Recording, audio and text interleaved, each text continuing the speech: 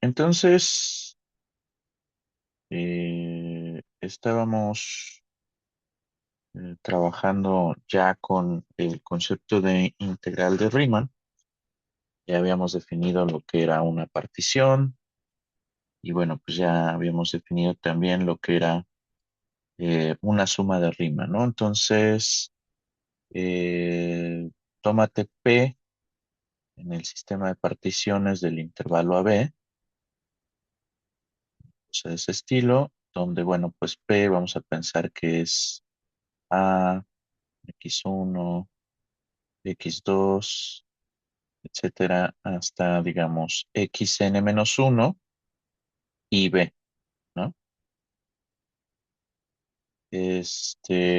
Entonces, eh, pensamos que P es una partición etiquetada, una partición etiquetada, donde cada etiqueta la vamos a nombrar con un eta i, ¿no? Eta i, la etiqueta eh, del intervalo, lo que no me gusta de la pizarra de,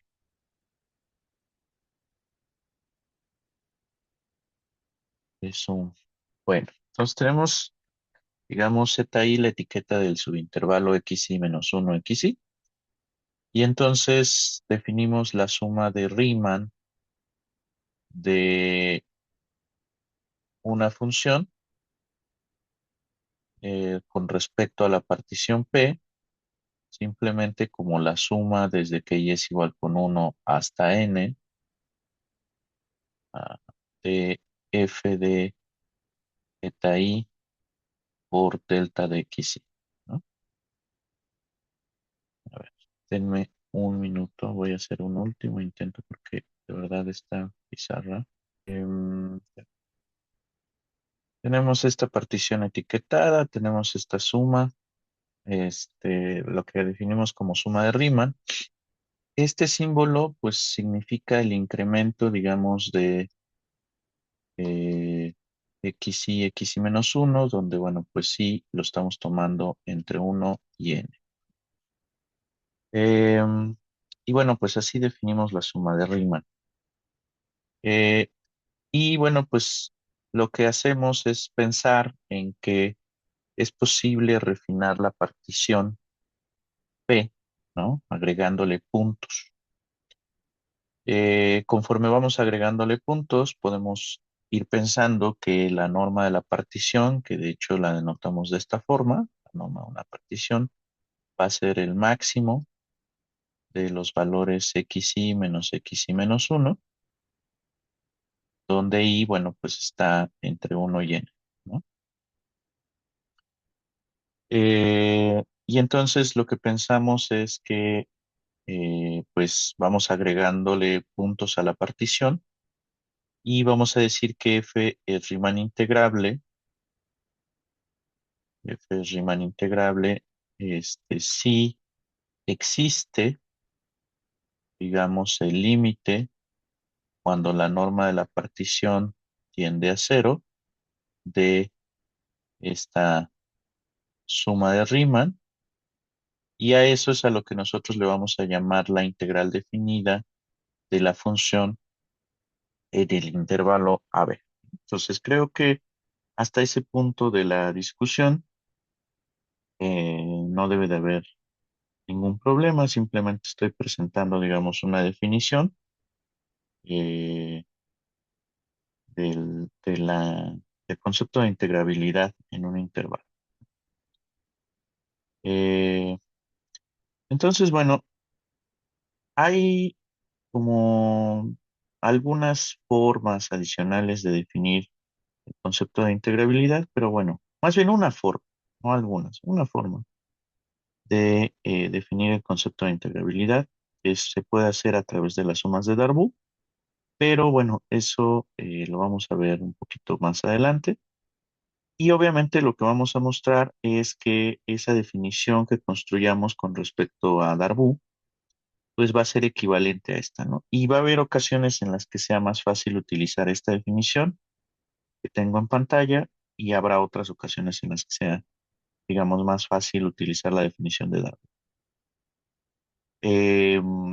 Pero por el momento, pues vamos a trabajar exclusivamente con esto. Ya también habíamos demostrado, anunciamos por ahí algún resultado de que una función que admite una primitiva, o sea, si tú tienes eh, f, una función que está definida aquí, derivable, tal que para toda x en el intervalo AB, f' de x es igual a f de x, logramos demostrar que justo la integral definida de la función f pequeña en el intervalo AB coincide justamente con la evaluación de la primitiva en los extremos y tomar la diferencia, ¿no? Esto es lo que se conoce como la regla de Barrow y de hecho es lo que se conoce también a veces como el primer teorema fundamental del cálculo, ¿no? El primer teorema fundamental del cálculo, pues básicamente lo que te está diciendo es que el proceso de integración es, digamos, el proceso inverso del de derivación, más o menos la idea. Entonces, pero bueno, en general no podemos asegurar que para cualquier función definida en el intervalo AB, la primitiva exista. No podemos asegurar esa parte. Y, y en principio, bueno, también otra pregunta es si en general no podemos asegurar eso, pues bajo qué condiciones sí lo podemos decir. Condiciones la primitiva existe, ¿no? Una primera cosa que podemos tratar de verificar es pues justo que la integral pues queda únicamente determinada, ¿no? Eh, bueno, entonces tenemos el siguiente teorema, ¿no? Eh,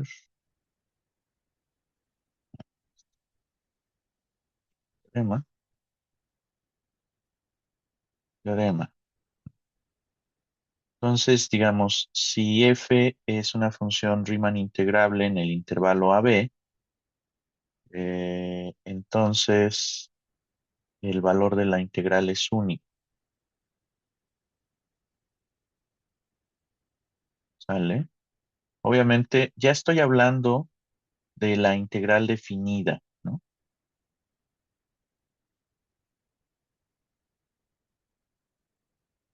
Entonces ahí está. El valor de la integral definida es único. Entonces, bueno, como estamos hablando de un problema de unicidad, este, bueno, pues basta con verificar que, o suponer que hay dos valores iguales y, digo, dos valores para, digamos, la integral y verificar que son iguales, ¿no? Entonces, supongamos que eh, existen valores, digamos, M, o vamos a ponerle I e I prima, tales que para toda epsilon mayor que cero, eh, existe, o sea, se me olvidaba algo, antes de continuar, ¿qué significa esta idea de que el límite cuando la norma de la partición tiende a cero existe, ¿no? O sea, eso es una primera cosa que podríamos preguntarnos. Em, entonces, vamos a decir que, déjenme borro todo esto. O sea, vamos a decir que el límite cuando la norma de la partición tiende a cero de esta cosa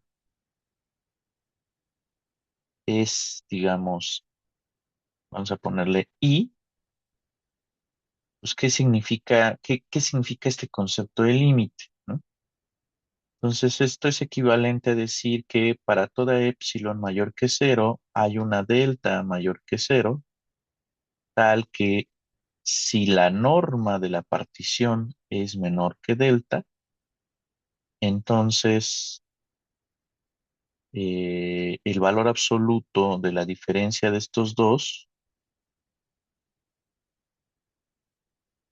es menor que epsilon. Es decir, si tomas eh, la norma de la partición chiquitita, pues la distancia que hay entre la suma de Riemann y ese valor que vamos a llamarle integral, pues tiene que ser pequeño. Y obviamente esta dependencia, esta delta va a estar en dependencia, digamos, de epsilon. Entonces, ahora sí, o sea, lo que podemos pasar a verificar es justo que eh, el teorema que planteaba hace un momento, este, que decía que si f es una función Riemann integrable en el intervalo AB, entonces la integral es única, ¿no? El valor de la integral es único.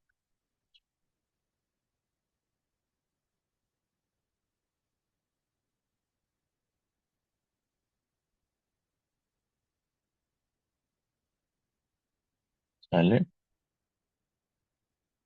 Eh, entonces, tenemos este resultado y bueno, pues vamos a demostrar. Entonces, lo que estaba diciendo es, vamos a suponer eh, que existen dos valores, ¿no? Tales que satisfacen esa definición, la definición anterior.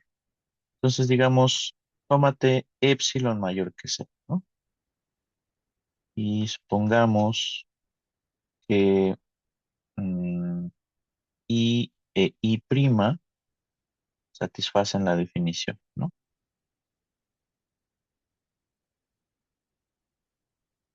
De integrabilidad.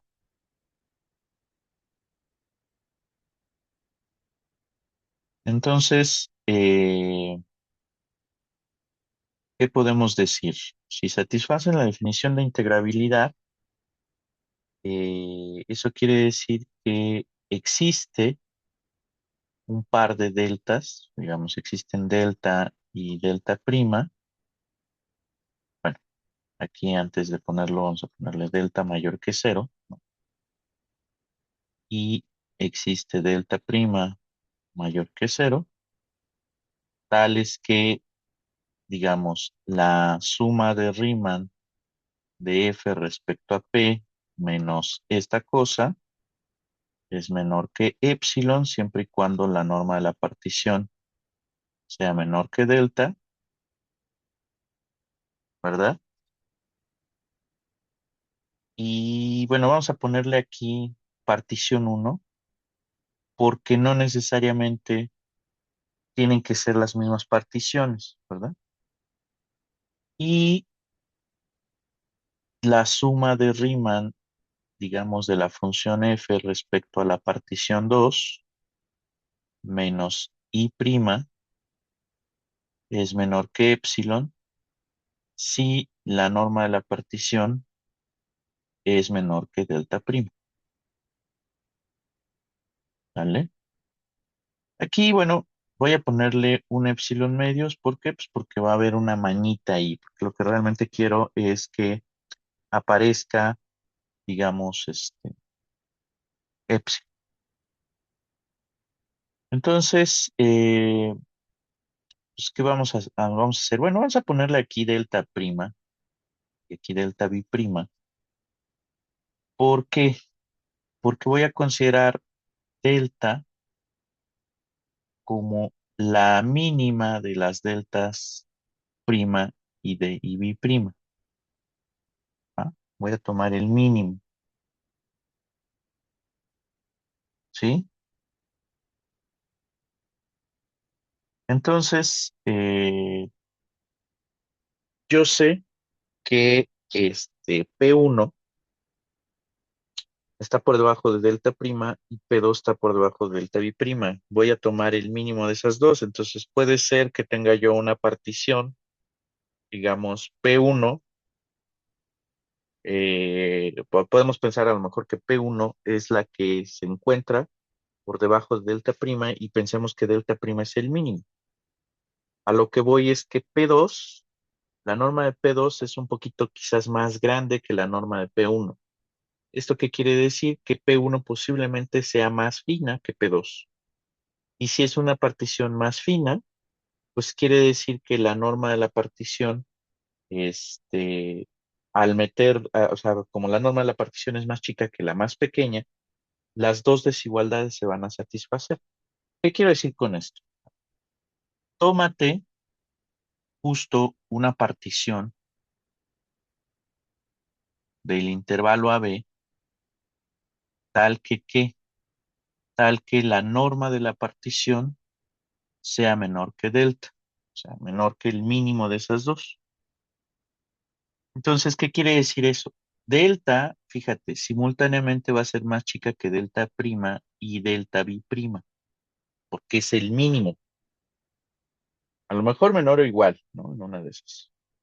Pero digamos, la partición va a tener norma por debajo de delta prima y debajo de delta biprima, lo cual querrá decir que para esta partición, estas dos desigualdades que tenemos aquí se van a satisfacer. Entonces, ¿qué quiero decir con eso? Eso quiere decir que la suma de Riemann de F respecto a esa partición P menos I va a ser menor que epsilon medios y la norma más bien, el valor absoluto de la suma de Riemann menos I prima, valor absoluto, es también más chico que epsilon medios. Porque estoy seleccionando una partición cuya norma cae por debajo tanto de delta prima como de delta biprima. ¿Hasta ahí tienen alguna pregunta?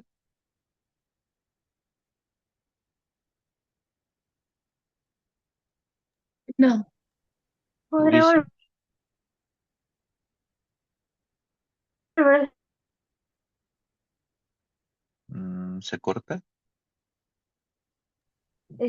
¿Podré volver a explicar lo último, por favor? ¿Qué? Mm, no, olvídalo, ya vi de dónde salió.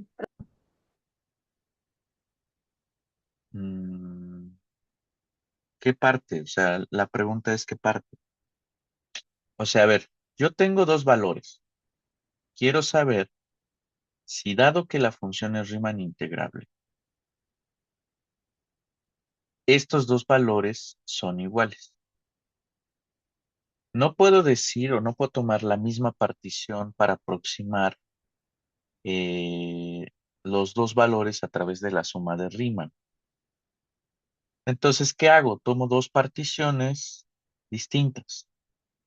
Una con norma por debajo de una delta prima y otra por debajo de una delta biprima. O sea, lo que estoy haciendo es aplicar la definición de integrabilidad para este valor y para este valor. Lo que yo quiero demostrar es que son iguales. No puedo tomar la misma partición, pero lo que sí puedo hacer es estas normas que estoy tomando aquí, delta prima y delta biprima, sí puedo tomar la norma más chiquita y puedo considerar una partición tal que su norma caiga por debajo del mínimo de esas dos. ¿Cómo le hago? Puedo agarrar cualquiera de estas dos particiones, P1 y P2, e irla refinando, por ejemplo, hasta obtener una norma que sea suficientemente pequeña. Gráficamente, ¿qué estoy pensando? Gráficamente lo que estoy pensando es, yo tengo, ay, yo tengo, digamos, aquí tienes tu intervalo. Bueno, vamos a ponerlo en dos rectas distintas, ¿no? Aunque estoy pensando, ojo, el mismo intervalo, ¿no? Entonces, bueno, aquí tengo el intervalo AB, AB, aquí tengo el intervalo AB, y lo que estoy pensando es, ok, doy una partición aquí,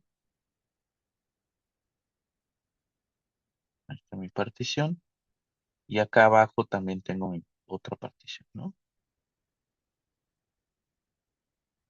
Entonces, digamos, para esta partición verde, pues, tú tienes que la suma de Riemann menos I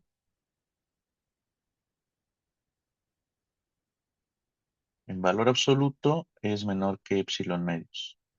Y la norma de la partición, digamos P1, la norma de la partición P1 fue menor que delta prima. Y para la de abajo, tienes algo similar. Tienes que la suma de Riemann de F respecto a P menos I prima es menor que epsilon medios. Y aquí la norma de la partición es menor que delta bi'prima. ¿Sí? Tienes esas dos particiones y tienes esas condiciones.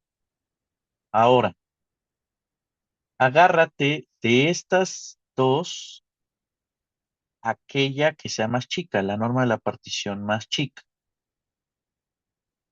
Entonces, puede ser que sea la partición verde o puede ser que sea la partición naranja. Al final del día, lo que te estoy pidiendo es que tomes una partición y vamos a agarrar una tercera partición. Bueno, aquí esto de color negro. Entonces, aquí vas a tomar una tercera partición que por obvias razones va a ser más fina que las otras dos.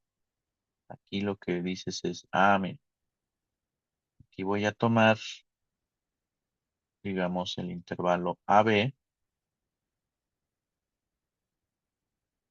y voy a tomar una partición que tenga norma más pequeña, o sea, que sea una partición, en automático estás pensando ya, esta es una partición más fina que cualquiera de las otras dos.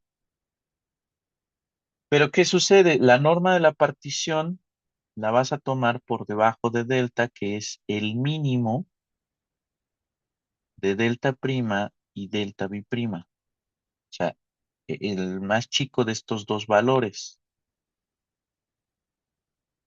Como esta partición tiene norma más chica que delta prima, porque el delta es el mínimo, entonces se satisface para esta partición la desigualdad en verde. ¿Por qué? Porque delta es el mínimo de delta prima y delta biprima. Entonces, en particular, es más chico que delta prima. Entonces, como la norma de esta partición es más chica que delta prima, o sea, menor o igual, pues entonces lo que va a suceder es que la desigualdad en verde se cumple. Pero además, como estás agarrando el mínimo de esos dos valores, también va a ser más chico que delta biprima. Entonces, en consecuencia, como esta partición satisface que está por debajo de delta biprima, pues se va a satisfacer la desigualdad de naranja. O sea, el chiste es agarrar una partición que satisfaga ambas desigualdades. Esto, ¿sale? Dicho lo anterior, entonces, ¿qué puedo hacer? ¿Por qué hago eso? ¿Por qué quiero tener una sola partición? O sea, lo que quiero decir con todo esto es que la diferencia entre la suma de Riemann respecto a esa partición P e I va a ser más chica que epsilon medios. Y la diferencia entre la suma de Riemann respecto a esa partición e I prima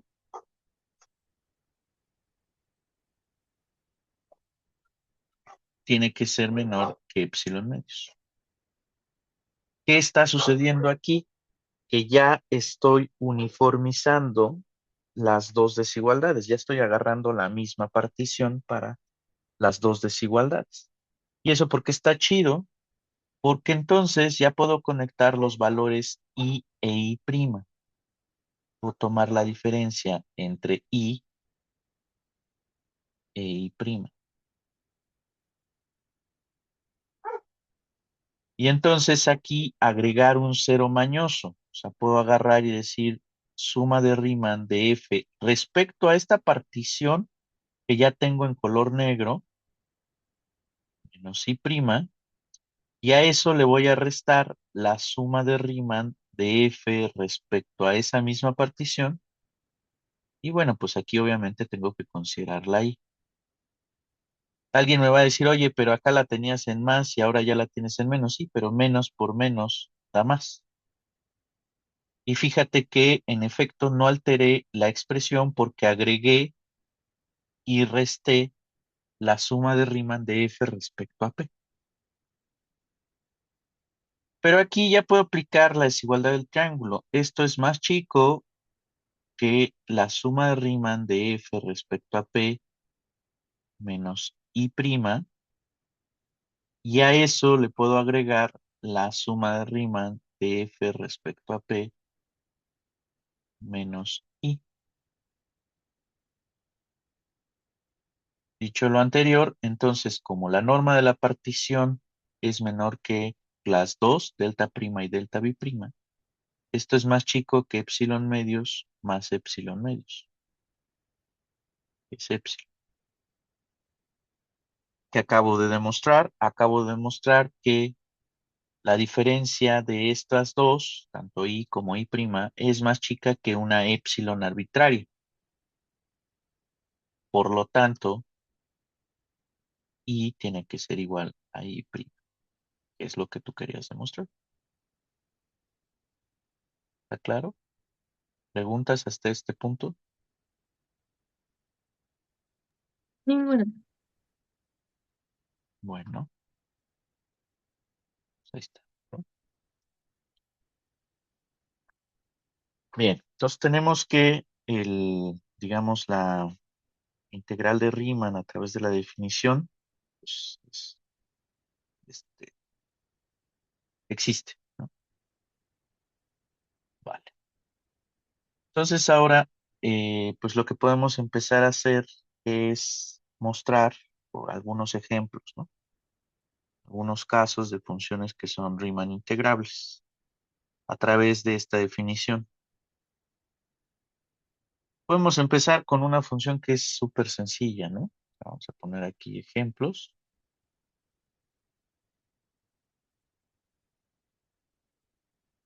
Entonces, un primer ejemplo, pues es considerar, digamos, una función que sea constante, ¿no? Digamos, en un intervalo AB, ¿no? Entonces, pues está claro que cuando tú consideres una partición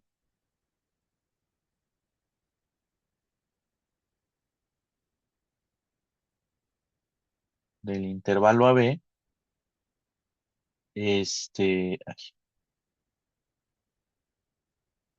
una partición del intervalo AB, pues ¿qué va a suceder?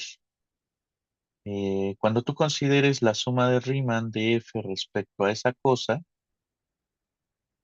pues ¿qué va a ser? Va a ser la suma desde que y es igual con 1 hasta n de F en eta i, pero observa que F en eta i, pues es C, ¿no? O sea, ¿por qué? Porque la función es constante. Entonces, para cualquier etiqueta que yo tome, pues eso siempre va a ser C, no cambia.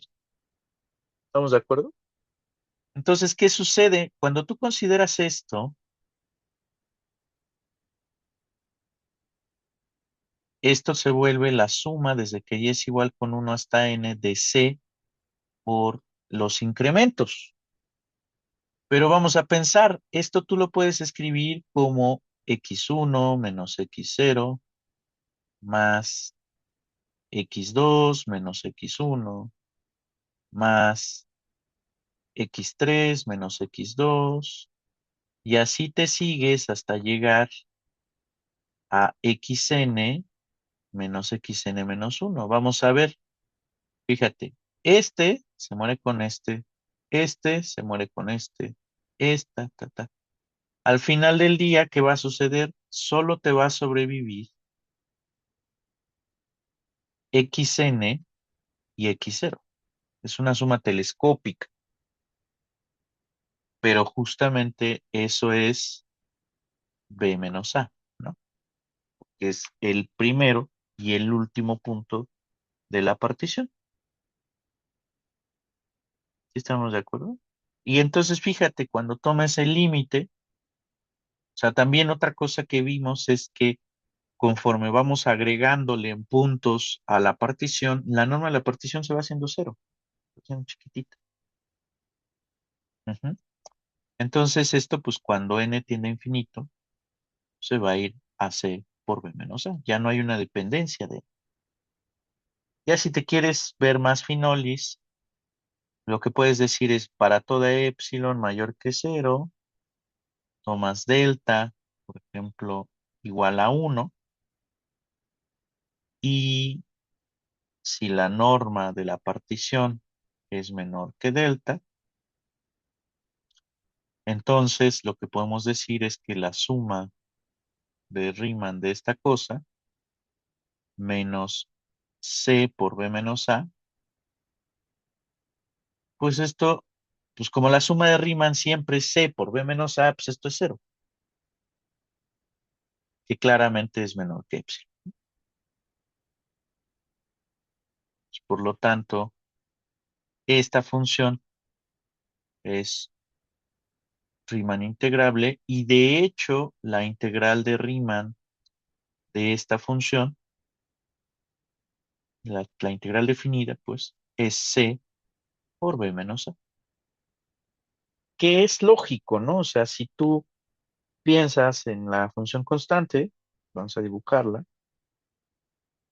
tú piensas en la función constante, en el intervalo a b, vamos a ponerla con otro color, la función constante, pues técnicamente se ve así.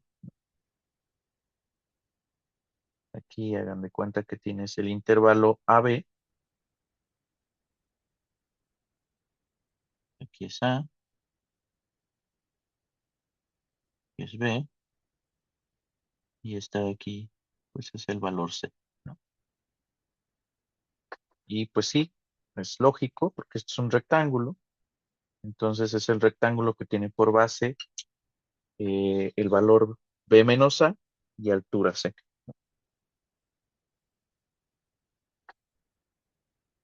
¿vale?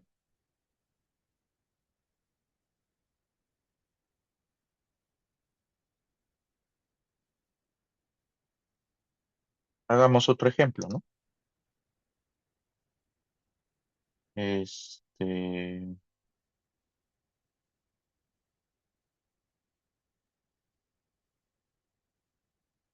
podemos hacer? Mm, ya sé. Ah, tómense pues, una función un poquito más complicada. Vamos a definir f de x que sea la identidad, ¿no? F de x igual a x con x en el intervalo a b.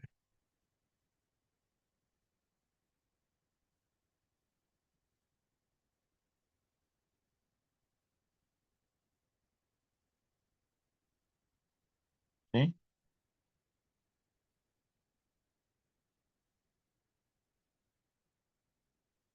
Entonces, a ver, vamos a pensar un momento. Vamos a agarrar una partición, este, de la siguiente forma, ¿no? O sea, agarra la partición aquí en el intervalo AB, tómate la partición que sea, como siempre, x0, x1, xn. O sea, xn y x0 son respectivamente B y A. Entonces, tómate eta i en el intervalo xi menos 1, xi. ¿Sí? O sea, eta parece cualquier cosa menos eta. Vamos a ponerlo por eta i. Ujú. Entonces, bueno, mm, cuando tú consideres la suma de Riemann de F respecto a la partición P, pues eso se ve como la suma desde que y es igual con 1 hasta n de F en eta i por el incremento. Y esto pues va a ser la suma desde que y es igual con 1 hasta n de eta i por delta de xi. ¿Sí?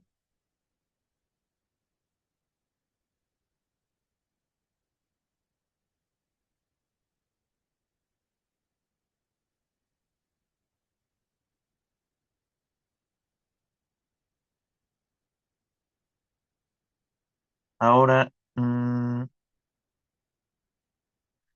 el chiste aquí es como tratar de ver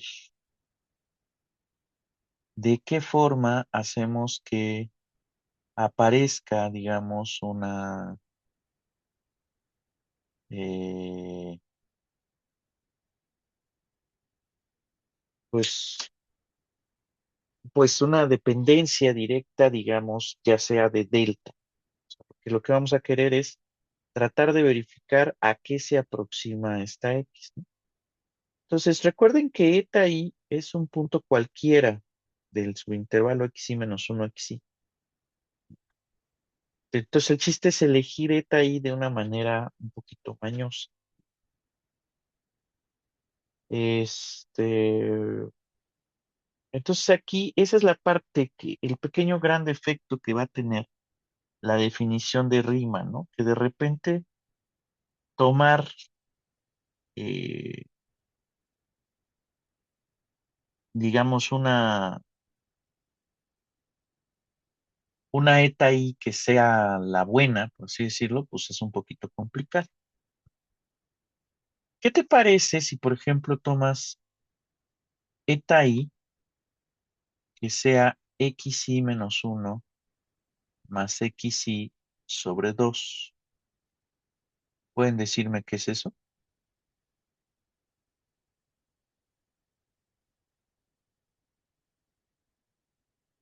El punto medio de los intervalos, ¿no? Es el punto medio, ¿no? Estás agarrando el punto medio de xi más 1, de xi menos 1 y xi, ¿no? Entonces, claramente es un punto que se encuentra entre xi menos 1 y xi, siempre para cualquier subintervalo que tú tomes. Interesante, ¿no? Porque entonces esto que tú estás poniendo aquí, ¿cómo se ve? Te queda xi menos 1 más xi sobre 2 por xi menos xi menos 1. Eso es la definición de delta de xi. Recuerden que delta de xi es xi menos xi menos 1. ¿Se acuerdan que yo les dije? La etiqueta de los subintervalos la puedo elegir como yo quiera. O sea, puede ser cualquier punto que esté entre xi menos 1 y xi. En particular aquí yo estoy agarrando el punto medio. ¿Sí se entiende? Ahora, ¿qué sucede? Cuando yo hago esto, me queda la suma desde que y es igual con 1 hasta n de xi menos x y menos 1, las dos elevadas al cuadrado.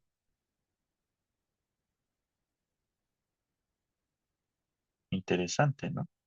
Si yo hago esto, lo escribo, puedo factorizar un medio, de hecho, y lo que voy a observar es que tengo x1 al cuadrado menos x0 al cuadrado, más x2 al cuadrado menos x1 al cuadrado, más xn menos 2 al cuadrado menos, perdón, xn menos 1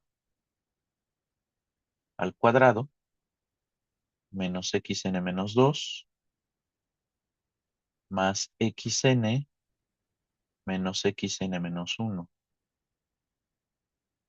Y vean qué está pasando. Mato, mato, mato, mato, mato, y este también se habrá muerto. Y entonces, ¿qué tenemos? Tenemos un medio de xn al cuadrado menos x0 al cuadrado, que es un medio de b al cuadrado menos a al cuadrado.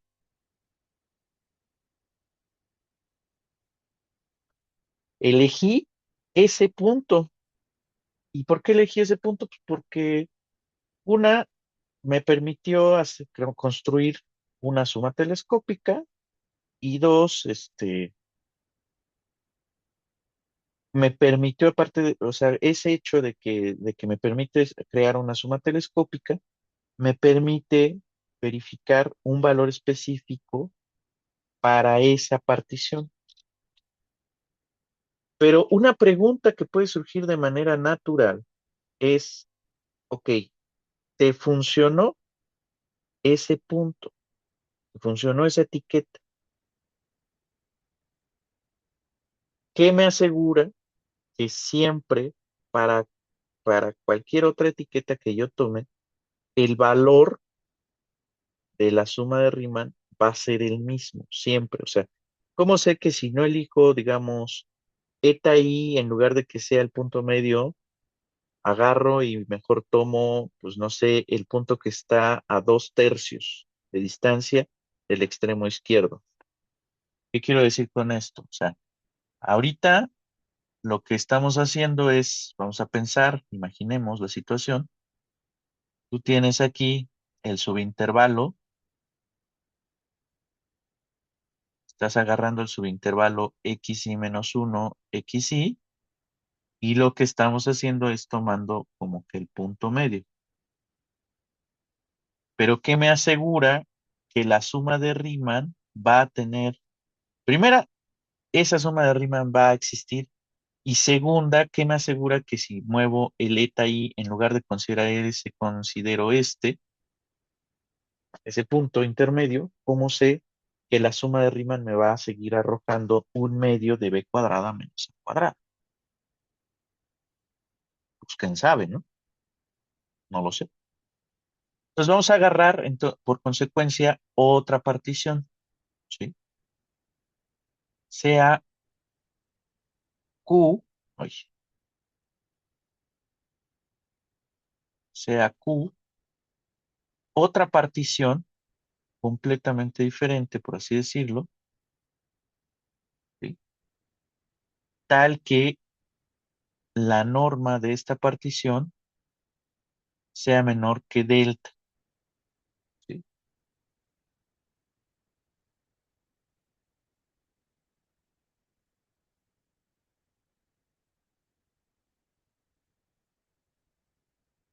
Y vamos, bueno, es más, hasta les voy a decir Q que sea igual a P. O sea, vamos a quitarnos de broncas, ¿no? Que sea la misma partición. Pero, o sea, Q, las etiquetas de Q, por así decirlo, uy, digo que esta pizarra no me gusta, pero etiquetada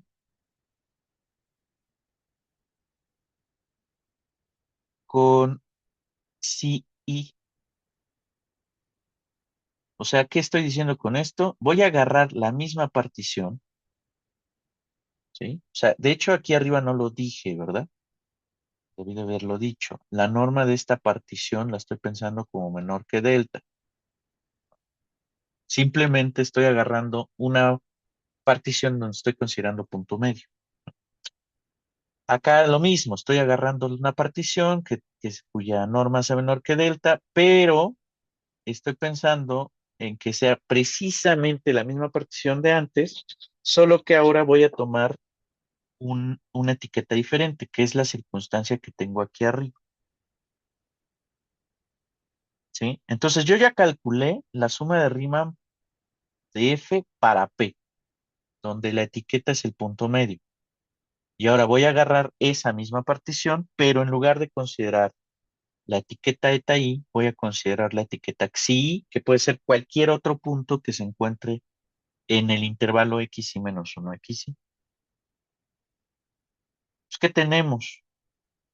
Aquí lo que puedo decir es, bueno, si considero, por ejemplo, la diferencia entre la suma de Riemann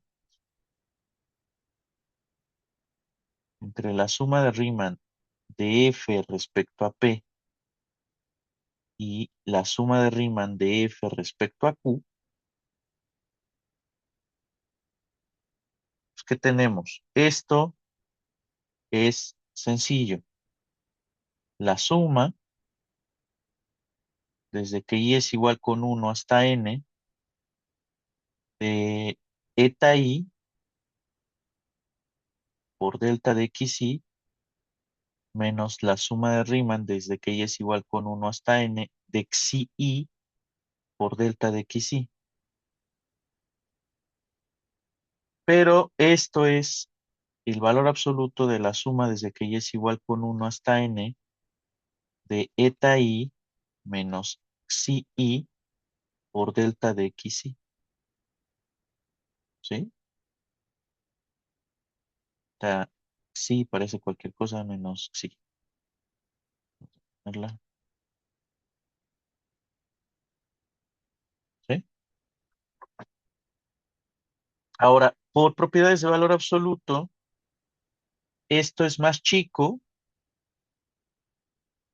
que la suma de los valores absolutos.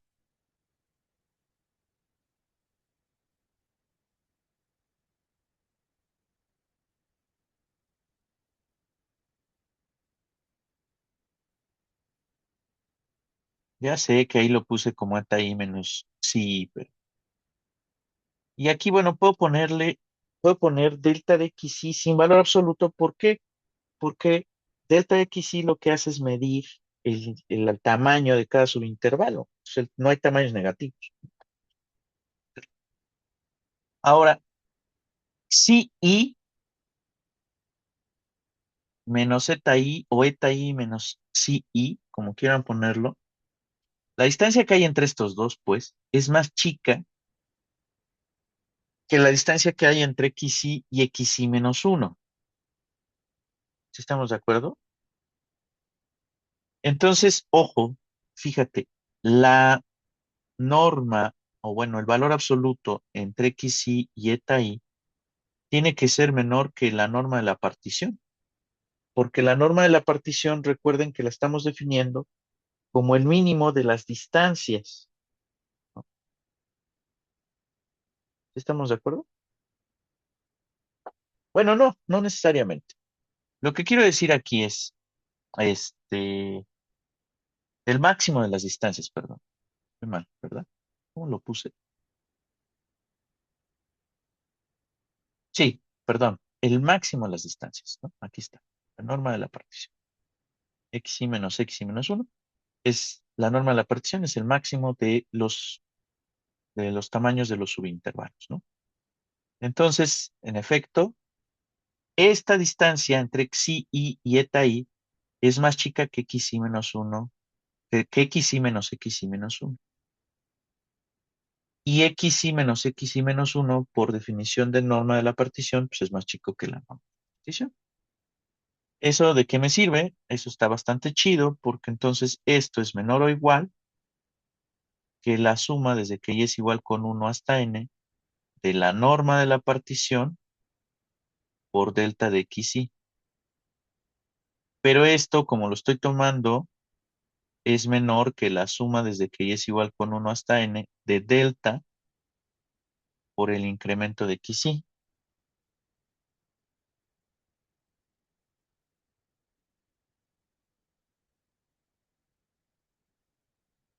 ¿Sí? Pero esto, pues si uno se le queda viendo un feo un rato, es delta por la suma de los incrementos, o bueno, de las longitudes de los subintervalos. Pues justo esto es delta por b menos a. Entonces, si a esto lo llamamos épsilon, ¿qué concluimos? Concluimos que delta tendría que ser épsilon entre b menos a. Entonces, si tomamos delta como épsilon entre b menos a, con épsilon mayor que cero, aquí no lo puse, pero vamos a ponerlo.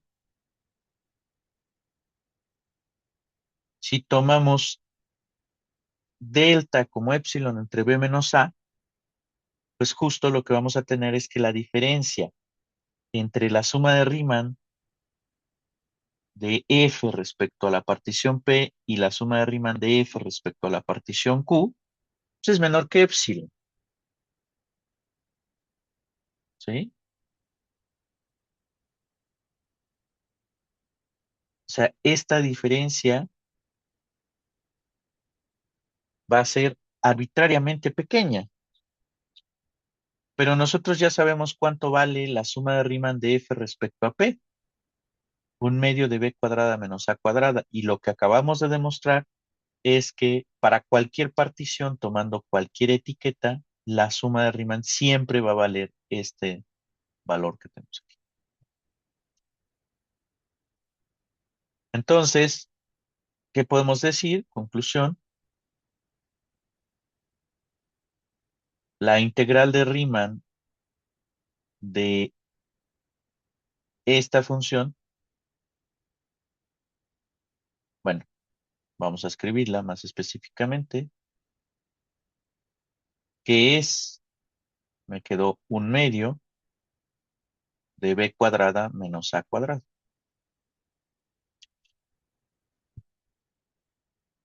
Eso, ojo, eso que estoy haciendo es utilizando directamente la definición de Riemann. Pero yo me pude haber evitado toda esta parafernalia diciendo simplemente que la función x tiene primitiva. ¿Pueden decirme cuál es la primitiva de la función x? X cuadrada sobre 2. X cuadrado sobre 2. Y justo la regla de Barrow, ¿qué nos dice? La regla de Barrow dice, pues entonces considera la primitiva y evalúala en los extremos, ¿no? Pues eso es justamente lo que tienes ahí, ¿no? Ahí me pude haber evitado tanta parafernalia, ¿no? Pero bueno, el chiste del ejemplo era ver cómo funciona la definición. ¿Qué problemas aborda o qué problemas tiene la definición de Riemann? Pues de repente que se te ocurra esto, pues va a estar medio cañón. Eso es una primera cosa que podemos decir. O sea, va a estar muy difícil que de repente pues se te ocurra poner ahí este, una etiqueta adecuada y no sé qué tanto rollo, ¿no? Entonces, lo interesante del asunto va a estar en que podemos generar posiblemente alguna otra definición que sea un poco más útil y que nos plantee una estrategia distinta, en lugar de estar como adivinando qué etiqueta vamos a utilizar, etcétera. ¿Por qué no pensamos en alguna estrategia distinta, ¿no? Que me permita hacer un comparativo. Pero bueno, antes de continuar, me gustaría con esta definición hacer un par de ejemplos más antes de pasar a la otra definición. ¿Vale? ¿Hasta aquí alguna pregunta?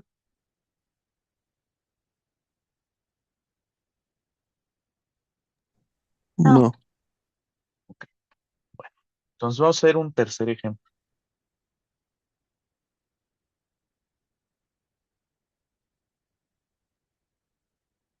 Tómate f de x que sea 1 entre n si x es de la forma m entre n, m en los enteros, n en los enteros distintos de cero, ¿sí? Y, pues, perdón, digo que esta pizarra no me gusta para nada. Y bueno, pues vamos a pensar que este,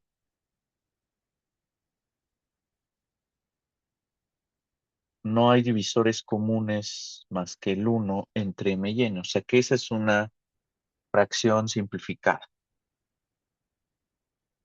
¿Vale?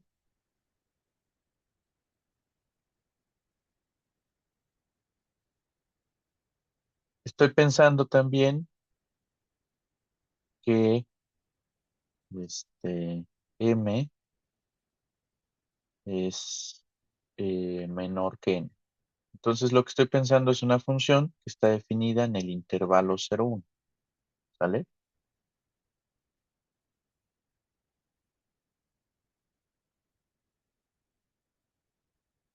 Toma valores en los reales. Y 0 si x no es racional, pero sí es un punto en el intervalo 0,1. ¿Vale?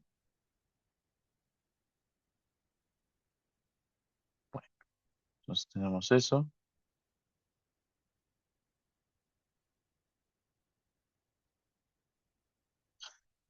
¿Sí? Entonces, repito la idea. F de x se define como 1 entre n si x es un racional que está simplificado, o sea, que lo llevaste a una fracción irreducible. Y bueno, pues donde los valores están entre 0 y 1, ¿no? Y la otra pues, es 0 si x no es racional.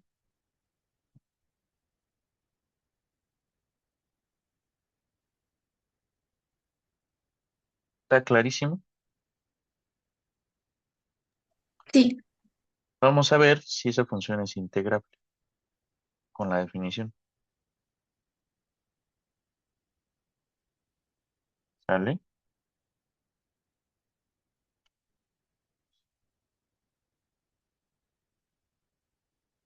Entonces, a ver,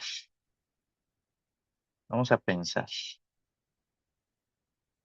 Este, este es un ejemplo que no está tan trivial, ¿eh? O sea, no es para nada trivial. Eh,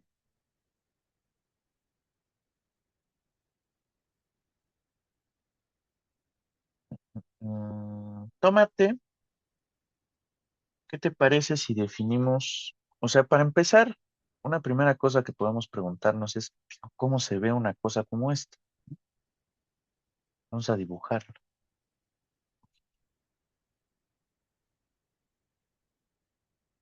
Entonces, bueno, vamos a poner esto aquí, es el intervalo 0,1.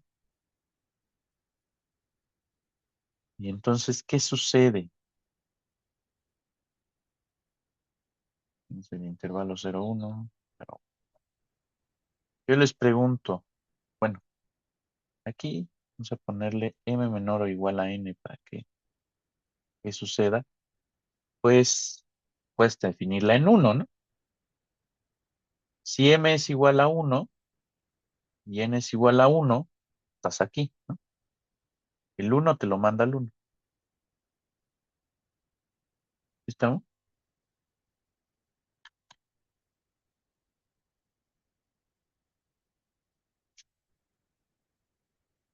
Bueno, pues de hecho, para que no tengas broncas y para que todavía quede como más claro el asunto,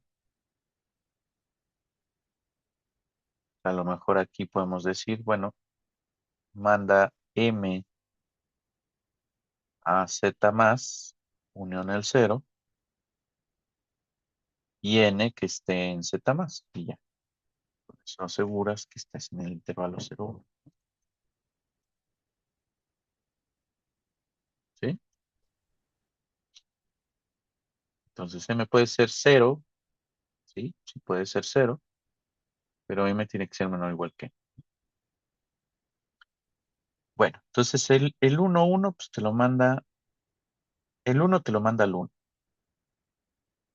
Luego, ¿cuál podría ser el siguiente? Puedes agarrar n igual a 2. Y entonces ahí nada más tienes un medio, ¿no? Y entonces un medio, pues te lo manda ¿a dónde?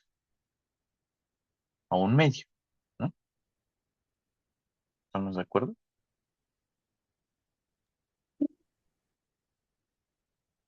Manda para acá. Luego, ¿qué otra cosa puedes tener? Puedes tener un tercio. Por acá. Pues, ay, 3. Puedes tener un tercio y un tercio y 2 tercios, ¿no? Y un tercio y 2 tercios, ¿a dónde te los manda? Pues te los manda a un tercio. Y luego puedes tener un cuarto, 2 cuartos, que son medio, y 3 cuartos, ¿no? Ay, mejor abajo. ¿Sí estamos de acuerdo? Sí, Y ya es a dónde te lo manda. Pues ese te lo va a mandar a un cuarto. 2 cuartos no te lo va a mandar a un cuarto, ¿eh? Porque 2 cuartos no es una fracción simplificada.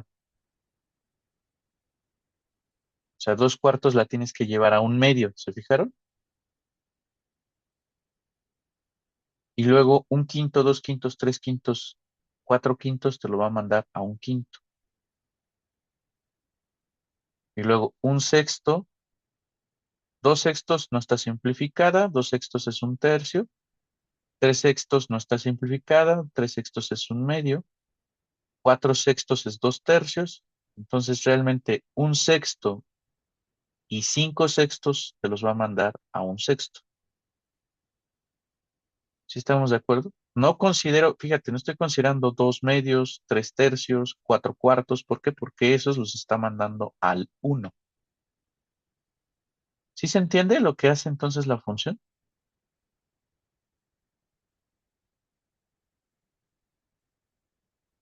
¿O no?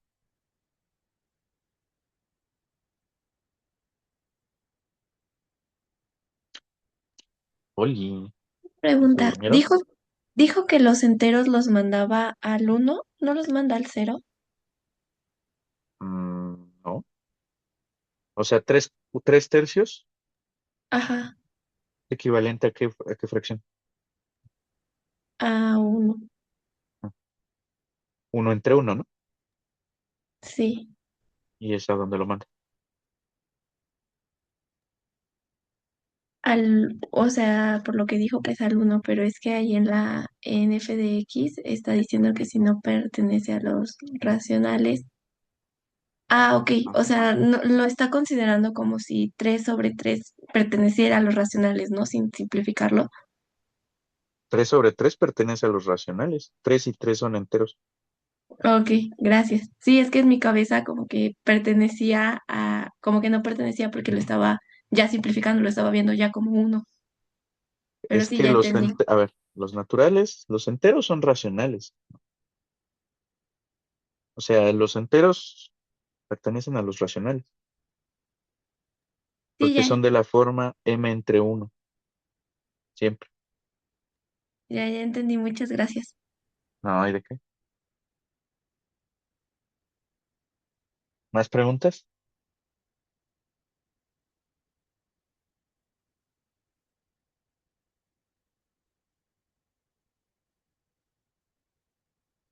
Bueno, no No, más preguntas.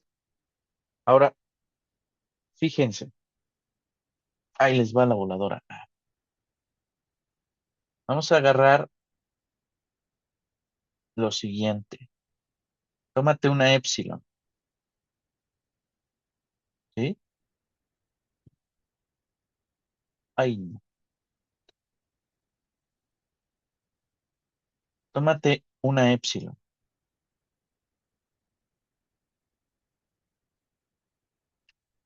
Épsilon mayor que cero, ¿sí? Pregunta, ¿cuántos puntos verdes se encuentran por encima de épsilon?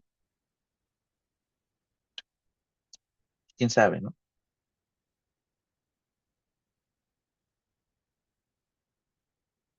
Pero hay una cantidad finita o infinita de puntos por encima de esa línea amarilla.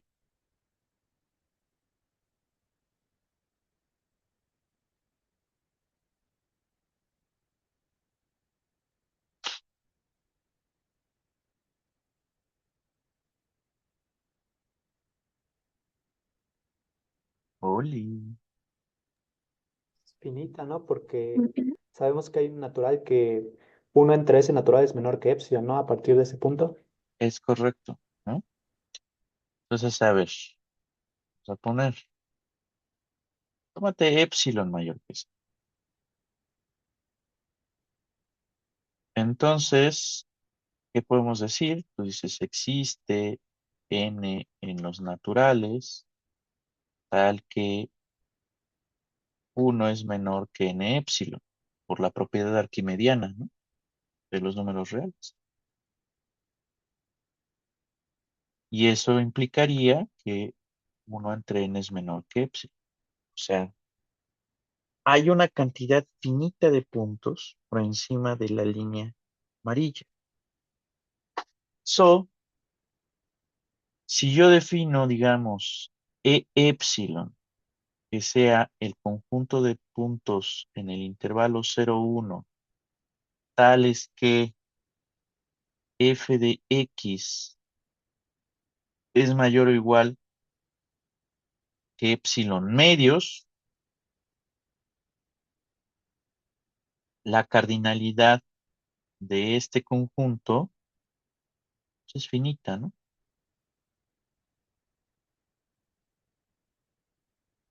sea, hay una cantidad finita de puntos en el intervalo 0, 1 para los cuales f de x es mayor o igual que epsilon medios, ¿no? Justo por la propiedad arquimediana, ¿no? ¿Sí estamos de acuerdo? Vamos a decir entonces que n epsilon es la cardinalidad de este cuate,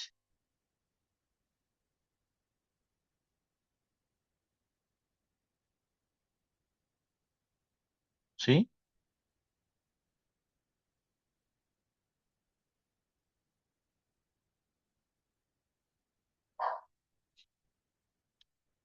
Ahora, fíjate, voy a dar una partición del intervalo 0, 1. Tómate una partición del intervalo 0, 1, ¿sí? Y sean eta i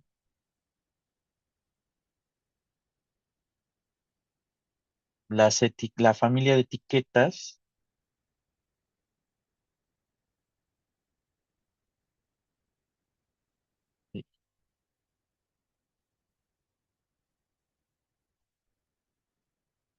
de P, ¿sí? Entonces, ¿qué sucede? O sea, yo estoy dando una partición. Ujú. Y ahora, pregunta, ¿están de acuerdo que los ZIs, o sea, hagan de cuenta que aquí estoy en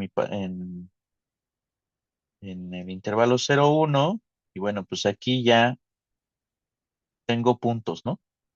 Pero hay una cantidad finita de puntos. O sea, acá abajo di una partición del intervalo.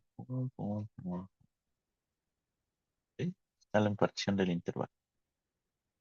Estamos de acuerdo que al etiquetar esa partición, esas etiquetas pueden o no estar en E epsilon. E epsilon es un conjunto finito, puedo contar sus elementos. Ujú. Entonces, las etiquetas acordes a esa partición o están en E epsilon o no están. ¿Sí estamos de acuerdo? Es bien sencillo. So, lo que puedo decir es, bueno, pues eso quiere decir que eta i, uy,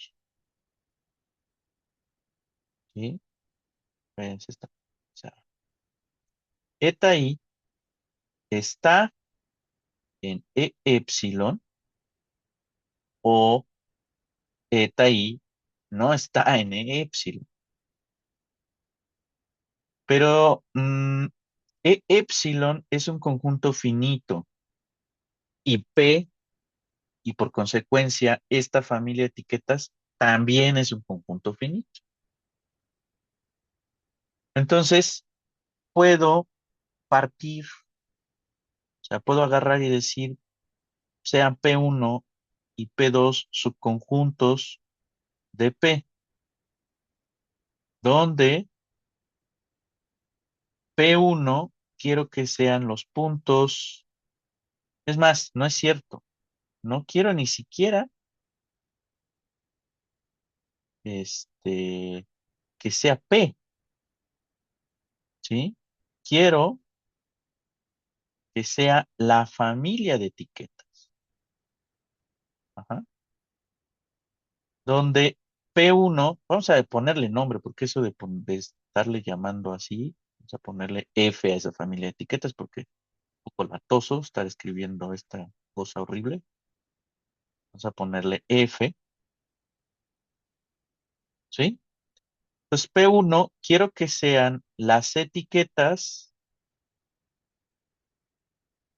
donde eta i está en E epsilon. Y P2 quiero que sean las etiquetas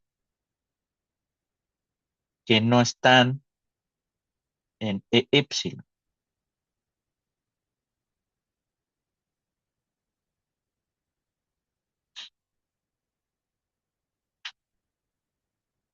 ¿Sí?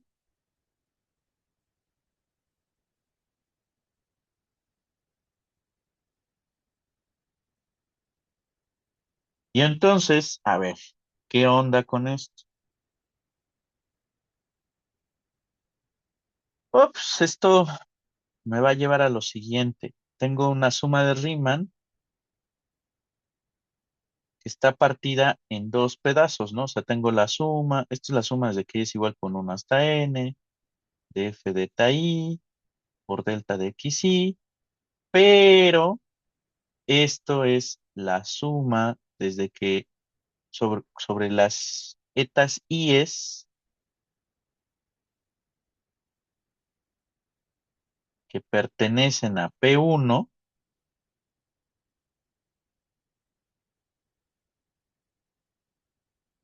y las sumas sobre las z i's que pertenecen a P2.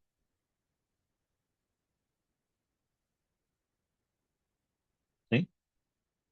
¿Hasta ahí se entiende qué estoy haciendo?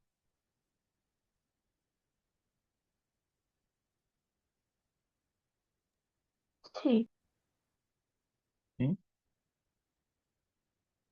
Ok. Por cierto, no lo dije, pero quiero que la norma de la partición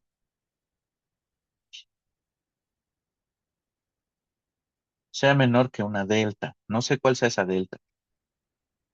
Quiero que esta norma de la partición sea menor que una delta.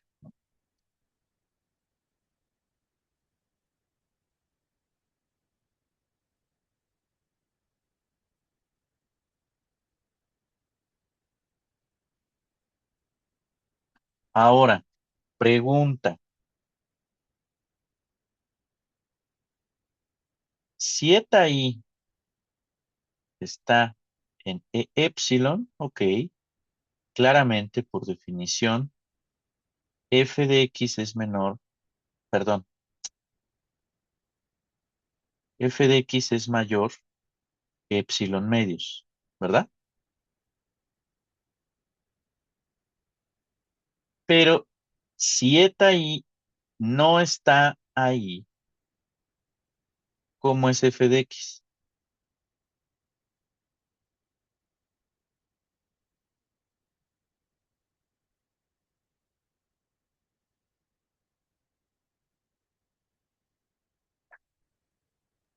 Es menor, ¿no? Menor que epsilon medios. Muy bien.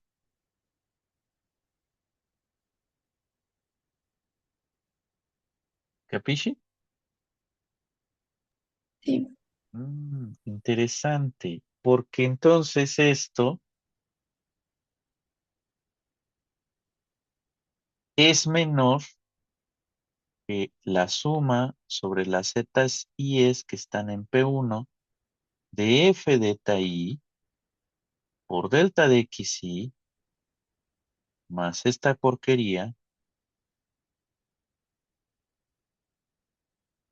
por epsilon medios por delta de xi. Ahora,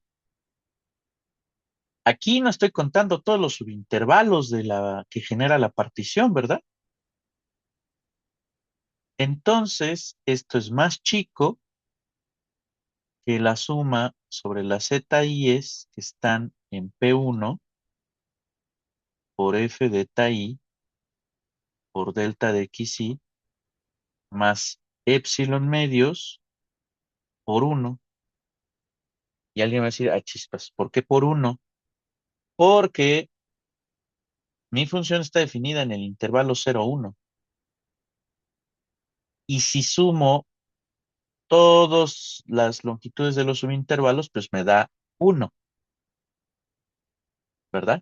Pero en este caso, no estoy sumando todas las longitudes de todos los subintervalos generados por la partición, sino solo una pequeña parte. O no sé, pero una parte. ¿Sí estamos de acuerdo? O sea, no estoy considerando todos los subintervalos. Bueno, a lo mejor y sí, ¿no? Pero lo que puedo decir es, lo más que puede valer esta suma de longitudes es 1. ¡Ah! Oh, por Dios, estamos cerca. Ahora, pregunta, ¿cuántos subintervalos tiene E epsilon? Más bien, ¿cuántos de los subintervalos que estamos considerando ujú, tienen una etiqueta en E epsilon? Más bien esa es la pregunta.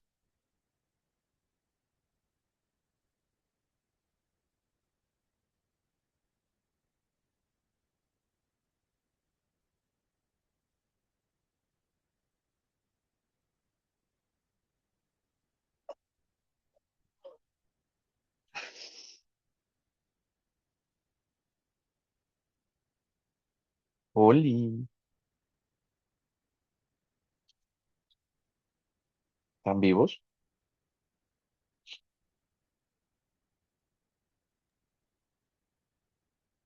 No Así, dejen de ver que E epsilon tiene cardinalidad N epsilon, es decir, tiene cardinalidad finita.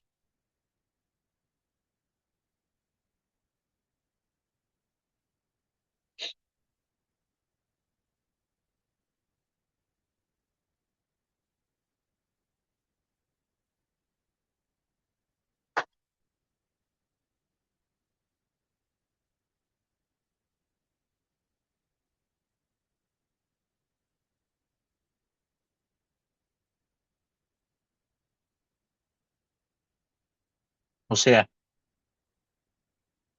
¿qué puede suceder? que todas tus etiquetas hayan caído en E epsilon, ¿no?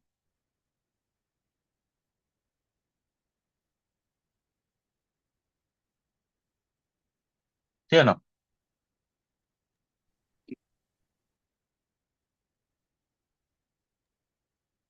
Sí, pero Pero, también podrían estar fuera, ¿no?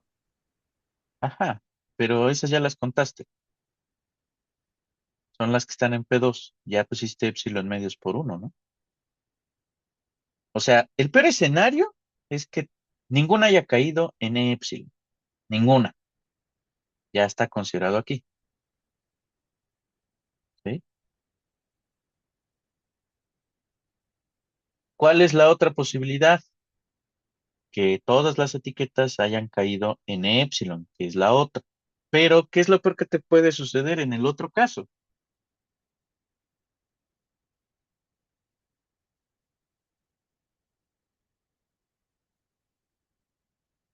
Pues no sé, pero al menos lo que sí puedo decir hasta este momento es que esto es más chico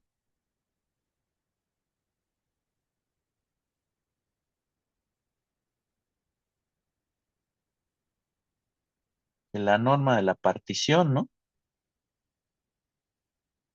Por esa suma de los f de eta i.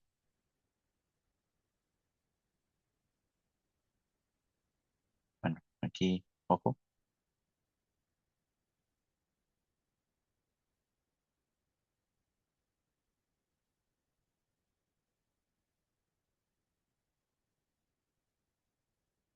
Ujú. ¿Por qué? Pues porque las longitudes son más chicas que la norma de la partición, ¿no? Eso sí definí la norma de la partición. Bueno, aquí ya vamos, voy a poner epsilon.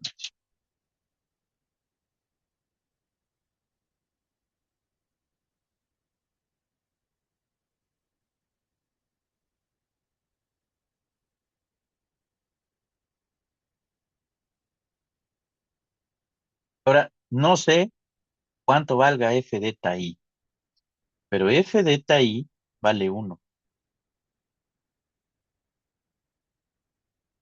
Digo, es más chico que uno, perdón.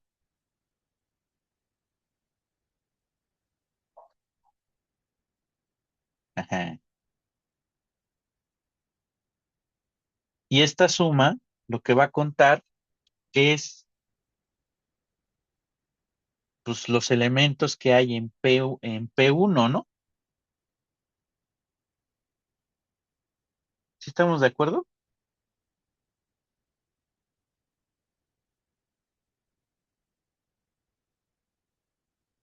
Lo peor que te puede suceder es que esto sea n epsilon, ¿no?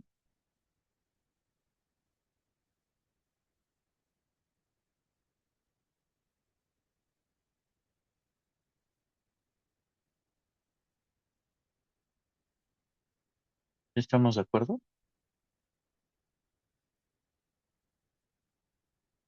Y si tú quieres que esto sea epsilon, pues entonces, ¿qué tenemos? Pues la norma de la partición tiene que ser epsilon sobre 2n epsilon, ¿no? Bueno, menor o igual. Y esta es tu delta.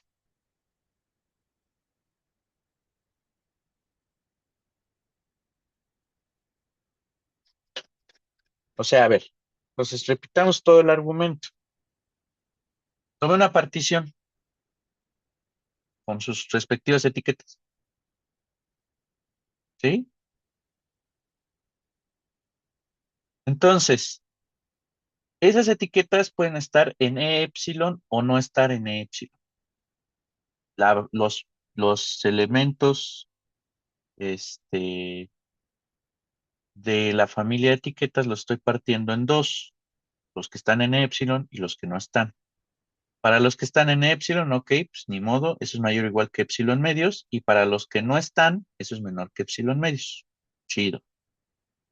Bueno, entonces la suma de Riemann la puedo partir en estas dos sumas. Aquellas donde las etiquetas están en E epsilon y aquellos donde no. Para los que están en E epsilon, f de eta i lo puedo acotar con epsilon medios, por eso se da esta primera desigualdad. La otra ni la pelo. Lo peor que te puede suceder es que todas tus etiquetas hayan caído en P2. Pero entonces, en ese caso, esta suma no aporta nada. Ok, bueno. Pero esto a lo más va a sumar epsilon medios. ¿Por qué? Porque no estás contando todos, ¿sí? Los subintervalos. Ok, bueno, si los contaste todos. Bueno, pues la longitud lo más que puede valer es 1. No hay pierde. ¿Sí se entiende? Entonces ya resolvimos el caso para aquellas etiquetas que no estaban en epsilon. Vámonos con las que sí. Ok. Bueno, ahorita por el momento no sé qué onda, pero este pedazo, el delta de xy, lo puedo acotar con la norma de la partición. ¿Por qué? Porque la norma de la partición se define como el máximo de las longitudes. Ah, chido. Bueno, pues ya. Ahora, esta cosa de aquí, f de i, no sé qué sea porque la función se comporta horrible. Pero lo peor que te puede suceder es que este valor sea 1, o sea, lo más 1. Ahí está.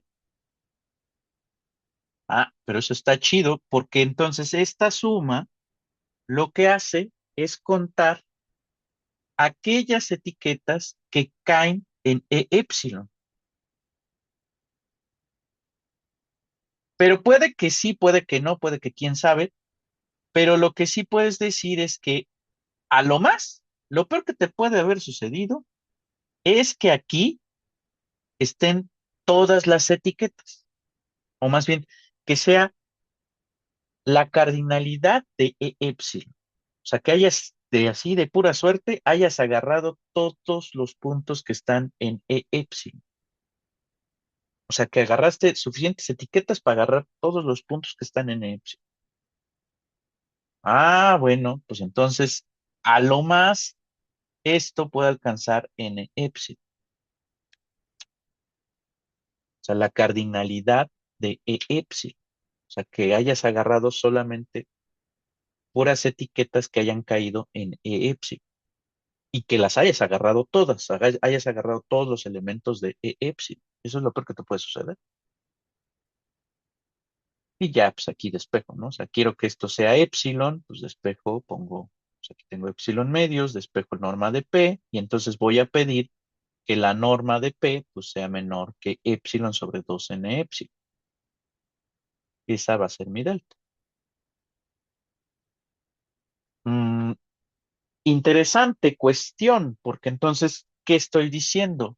La función f es Riemann integrable, porque la partición que yo tomé fue completamente arbitraria.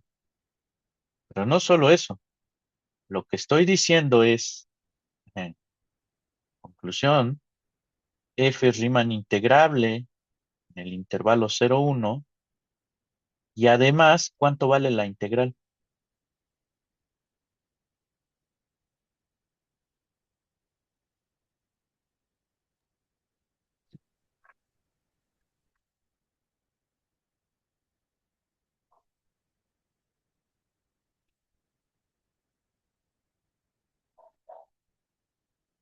Oli,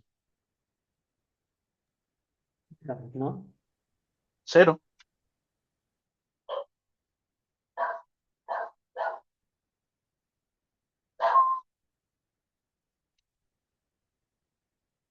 Súper chido, ¿no?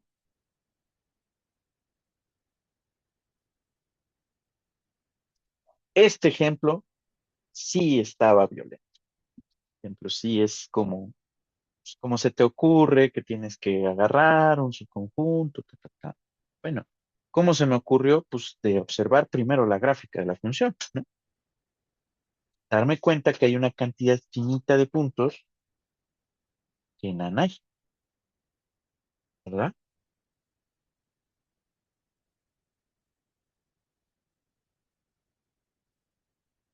Bueno, ahora, este ejemplo, bueno, pues me plantea varias cuestiones, ¿no? Mm, Utilizar la definición de Riemann es súper complicado. Puede convertirse en algo muy complicado. Una primera cosa es, ¿no existe alguna otra forma de ver que algo es integrable sin llegar a estos extremos? La respuesta es sí, sí, sí existe. Y podemos utilizar algo que se conoce como la definición de Darboux. Ahora, hay criterios que te permiten determinar si una función es o no integrable sin necesidad de recurrir ni a la definición de Riemann ni a la definición de Darboux. La respuesta es sí. Y de hecho vamos a ver un criterio muy poderoso, muy potente, que es el criterio de integrabilidad de Lebesgue. Primero, bueno, podemos ver el criterio de Riemann, que no es otra cosa más que re- ahora sí que volver a decir la definición del límite, pero con otras condiciones. Pero hay un criterio que se conoce como criterio de integrabilidad de Lebesgue. Algo que podemos decir y que es lo que podríamos ver la siguiente sesión es que las funciones continuas suena a que se les puede calcular el área bajo su curva. O sea, dado que la gráfica no se rompe, pues abajo tiene que haber área. Entonces, pues una función continua tendría que ser, si hay justicia en el mundo, integrable. Entonces, las funciones continuas en automático van a ser integrables. Interesante. Hasta el momento solamente tenemos funciones que tienen primitiva y que son integrables. Esas ya las pusimos en nuestra bolsa de integrables. Ahorita hemos visto algún par de ejemplos de funciones que son integrables, ¿no? Ya, o sea, las constantes y x, bueno, pues ya estaban de por sí. Pero este es un primer ejemplo de una función en donde no se ve claramente cómo se ve a la primitiva, de hecho.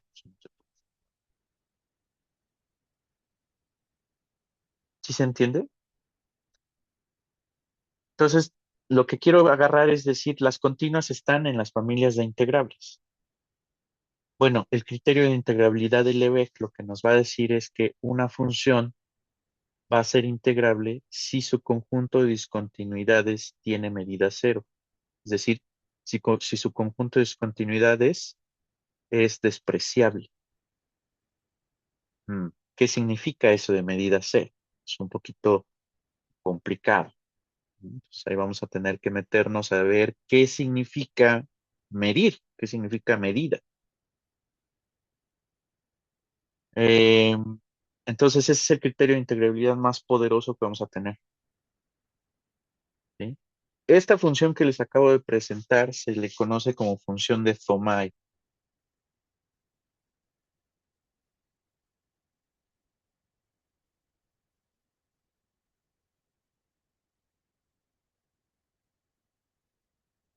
Y la función de Thomae tiene una característica bien interesante.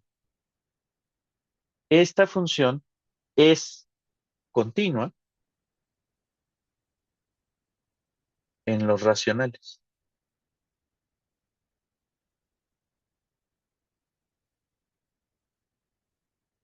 Interesante, ¿no?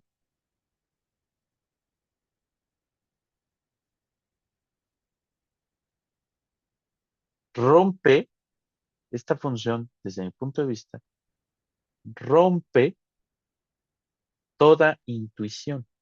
Más bien, es continua en los irracionales, perdón, en los irracionales. ¿Sí?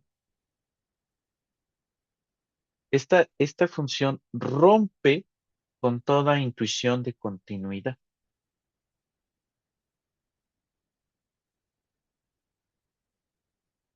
Y pues sí es cierto, ¿no? O sea, agárrate un irracional. La función en un irracional vale cero. Tómate una sucesión que converja a ese irracional. Entonces, en sus imágenes, lo peor que te puede suceder es que tengas una sucesión de la forma uno entre n. Y esa cuando n tiene infinito se va a cero. Está cañón, ¿no? Rompe con toda intuición de continuidad de esta función.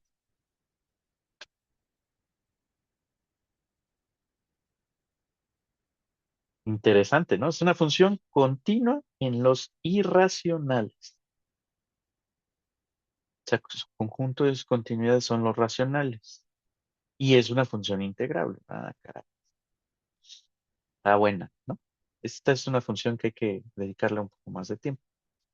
Entonces, bueno, en la siguiente sesión, pues vamos a trabajar otra definición de integrabilidad, que es la definición de Darboux. Vamos a ver qué es equivalente a la definición de Riemann. Y ya vamos a poder trabajar indistintamente con las dos definiciones y poder construir propiedades, ¿no? Una propiedad que quiero construir primero es que toda función continua es integrable. Y obviamente, pues, las propiedades de la integral definida, ¿no? Bueno, entonces, pues aquí lo vamos a dejar. Eh, Antes de que se me olvide,